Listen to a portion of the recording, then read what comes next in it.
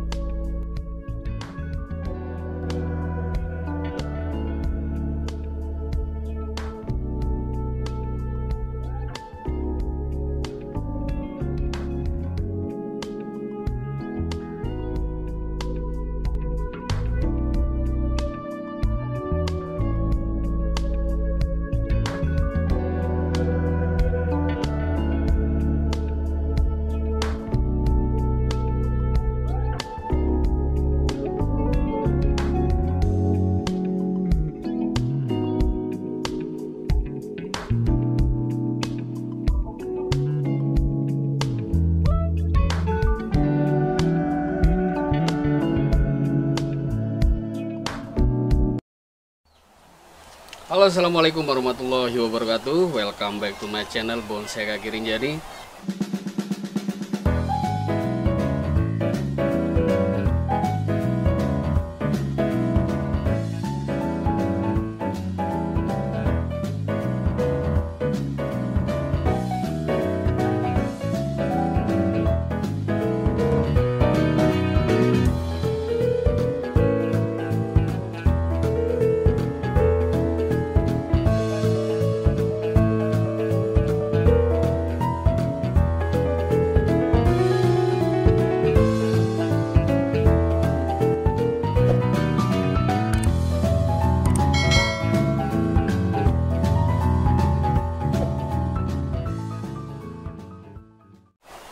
Oke, sekarang kita berkunjung ke rumahnya Pak Eman di Pari Emas ya, Desa Pari Emas, Kecamatan Juruwaru, Kabupaten Lombok Timur. dan beliau termasuk adalah sesepuh pembonsai senior kita di Lombok Timur yang sekarang kita bisa kunjungi, dan memang kita pernah rencanakan sebelumnya tapi berhubung waktu, dan alhamdulillah sudah ditemukan sekarang. Nah, ini dia Pak Eman selaku penggiat bonsai kita di Jeruwaru. Nah, apa kabar Pak Eman? Alhamdulillah kabar baik. Nah, ini kita tetap ketemu teman-teman, tapi masih di kondisi di rumahnya Pak Tus, dan sekarang bisa berkunjung ke rumahnya. Nah, ini Pak Eman, sedikit kita bertanya-tanya, mengulas tentang sejarah Pak Eman sendiri. Mulai berbonsai itu sejak kapan Pak Eman? Saya mulai berbonsai itu mulai 2008. 2008 ya? Awalnya saya sih tidak mengenal bonsai. Cuma yang saya lihat silaturahim di teman-teman komunitas ini begitu tinggi, dan itu yang membuat saya tertarik. Nah, setelah saya masuk bergabung sama teman-teman terutama yang dari Lembang Nangka dulu, nah ternyata bonsai ini begitu menarik, seninya begitu tinggi. Nah, dari situ saya berusaha untuk belajar sama teman-teman bagaimana cara berbonsai. Nah, itu kemudian apa sih yang menyebabkan Pak Eman tertarik sekali dengan bonsai? Apakah ada story-nya dari bonsai itu atau misterinya seperti apa, Pak? Karena bonsai ini sebenarnya seni yang paling tinggi, ya, yang itu yang saya lihat. Karena kita tidak berhenti berkarya, imajinasi kita bisa kita salurkan dan tidak terpaku dengan hanya satu cara. Itu beda dia dengan kegiatan-kegiatan lain atau seni-seni lain. Begitu sudah jadi maka stop sampai di situ. Nah, sementara bonsai dia berkelanjutan. Nah, yang kedua, bonsai ini hobi yang menjanjikan. Nilainya tinggi. Jika kita mampu merawat, menjaga, dan apalagi membentuknya, itu nilainya luar biasa. Itu salah satu faktor juga yang membuat saya tertarik dengan bonsai. Nah, tadi kan kita keliling juga Pak Eman, banyak sekali koleksinya. Apa saja koleksinya yang ada di sini Pak Eman? Memang saya yang saya koleksi di sini sih tidak terlalu banyak, cuman lebih fokus kepada jenis-jenis tertentu, seperti santigi. Karena di sini habitat santiginya luar biasa. Perkembangannya itu luar biasa cepatnya jika dibandingkan dengan teman-teman yang ada di utara, di kaki gunung. Iya. Karena kebetulan kami di sini di pinggir laut, mungkin itu yang menyebabkan bonsai santigi ini cepat dia tumbuh. Nah, selain santigi, saya juga koleksi ada asam Jawa, ada wahong, ada kimeng, dan yang lain-lain. Itu yang saya koleksi di sini. Berarti yang lebih mendominasi itu jenis santigi ini ya. Iya. Dan asam Jawa, dan ini kita melihat di daerah Jeruwaru ini, Lombok Timur Selatan ini terkenal dengan potensi habitat dari asam Jawa dan santigi karang. Nah, kebetulan di depan kita juga teman-teman ada koleksi dari Pak Eman sendiri, yang ini juga mungkin kita bisa tanya-tanya. Dan ini pemeliharaannya sudah berapa lama Pak? Nah, itu yang saya bilang tadi, mungkin karena di sini karena habitatnya santigi sehingga perkembangannya lebih cepat. Ini salah satu contoh. Ini sekitar 3 tahun jalan. 3 tahun jalan. Itu pun dari nol. Tunas-tunas ini dulu tidak ada, karena kita ambil di tangan kedua. Ini sudah tidak ada, sudah mau mati gitu. Akhirnya mati tak mau ya, itu. Seperti kata orang, hidup segar mati tak mau. Akhirnya saya ambil, saya beli dulu 1,5 juta, ya? 1,5 juta.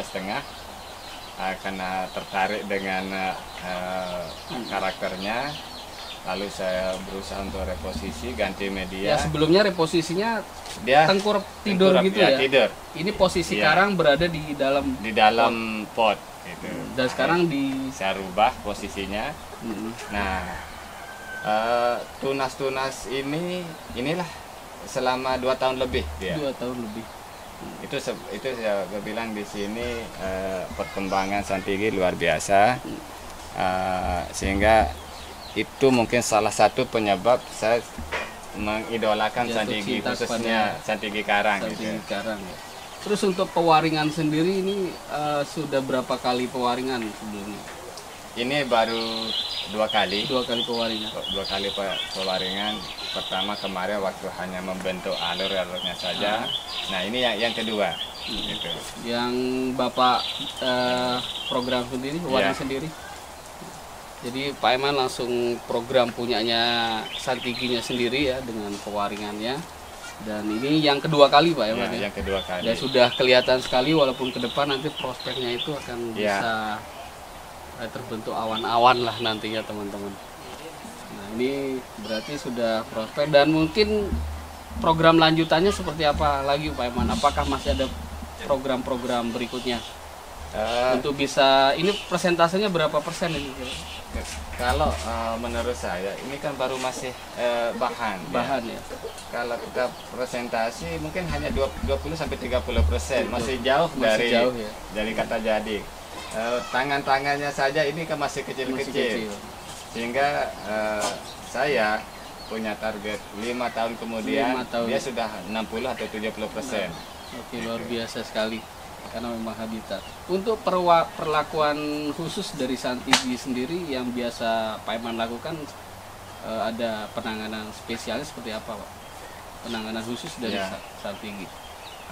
Sebenarnya semua bonsai itu punya karakter-karakter tersendiri. Nah khusus untuk Santigi, dia medianya ini harus poros. Beda dengan anting putri dengan yang lain-lain, dia poros dan bersih. Nah sehingga pemakaian pasir malang sama kompos dan pupuk dekastar tetap saya pakai, walaupun di habitatnya itu tidak seperti itu pupuk, gitu. Ya. Cuman air saja. Dan kalau teman-teman di utara, terutama di kaki gunung, dia harus rajin memberikan asapan air laut. Nah kalau kami bersama teman-teman di sini paling 1 kali 2 bulan. Karena cuaca di sini di pinggir laut sehingga tidak begitu dengan air asin gitu. Jadi teman-teman di sini itu teman-teman sudah tidak untuk perawatan karena habitat juga.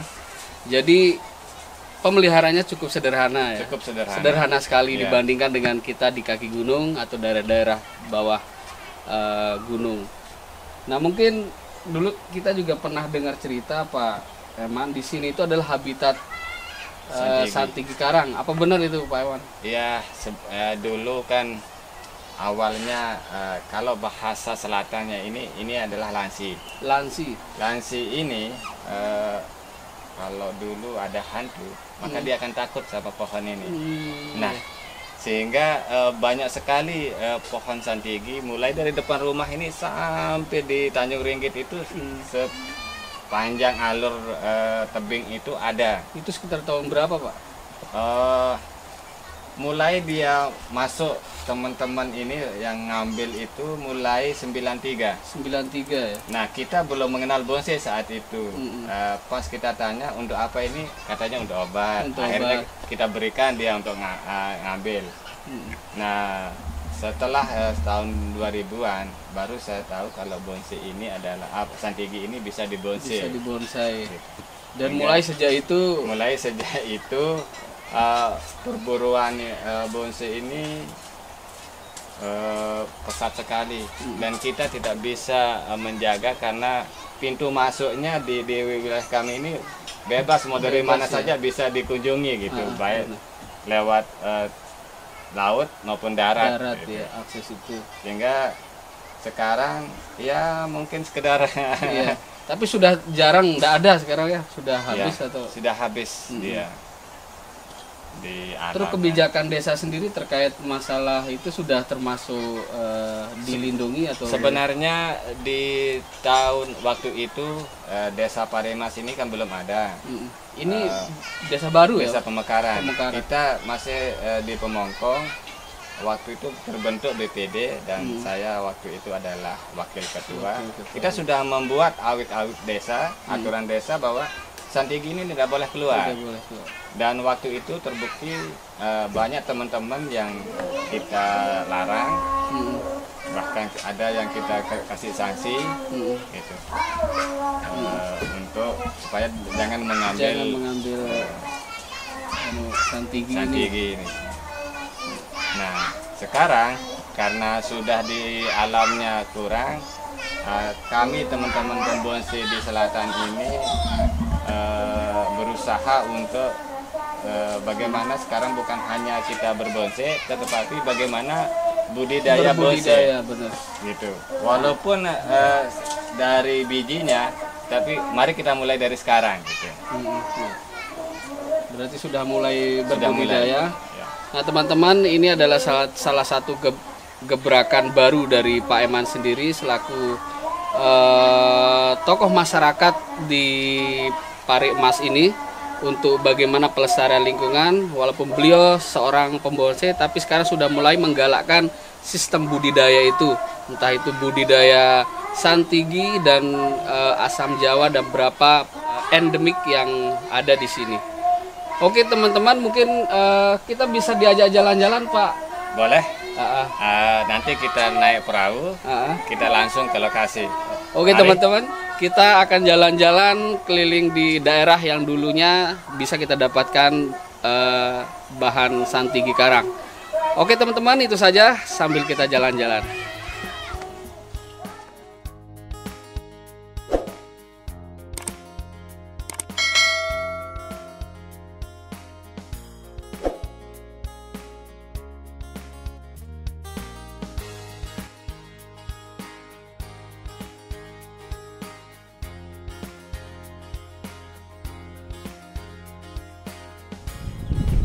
Teman-teman, ini Pak Eman sendiri sudah siap di bawah untuk menjemput kita menuju lokasi daerah sekitar Jeruwaru ya, pantai selatannya.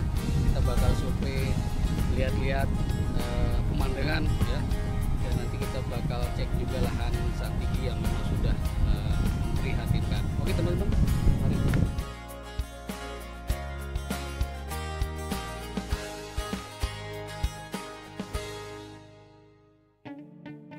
Kita sudah berangkat, kita bakal keliling-keliling nanti, simak terus perjalanan kami di Bonsai Kaki Rinjani.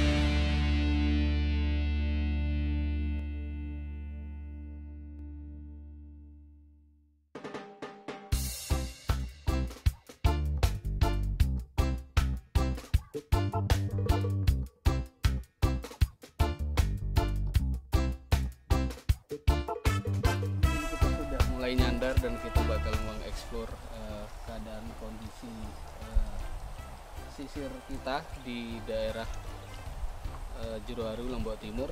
Sambil kita jalan-jalan, bukan tujuan berburu atau yang lainnya, cuma mengecek kondisi keberadaan ekosistem kita di pantai Jeruwaru.